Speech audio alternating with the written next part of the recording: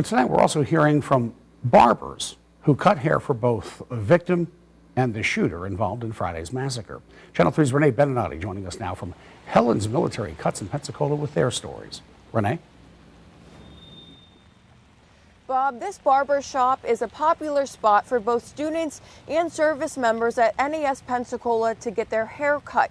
The owner of this shop says she's shocked to find out that one of her regulars, Mohammed Al-Shamrani, was actually the shooter in last Friday's tragedy.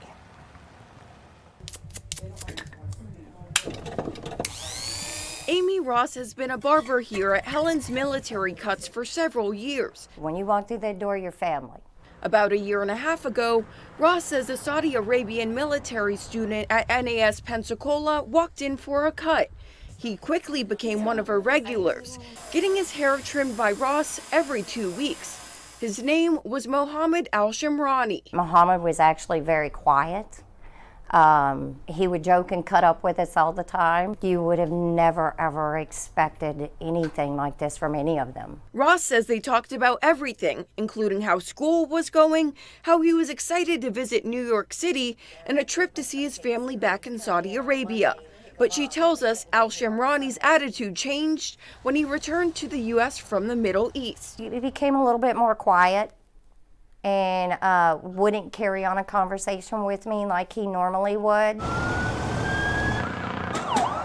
Ross and the owner of the shop, Helen Register, were in shock when they found out 2 of their clients were involved in last Friday's deadly shooting. I'm sorry.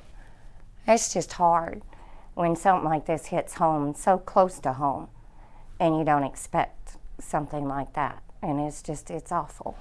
The FBI says Al-Shamrani was the shooter. Oh, I was shocked. We all sat down and cried, because not only did we know Muhammad as, the shooter, we also knew Joshua. Ross is talking about 23-year-old naval aviator Joshua Watson. He was killed in the shooting. We did his haircut before he went and checked in on the base. And a very nice young man.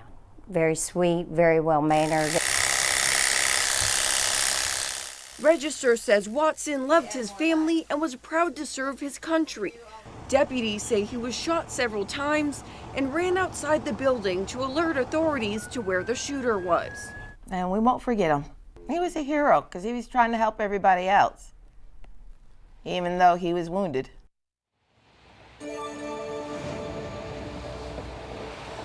To hear more of Ross's conversations with Al-Shamrani, such as the problems he told her he was having at school, visit our website at weartv.com. Reporting live from Pensacola, Renee Benenati, Channel 3 News.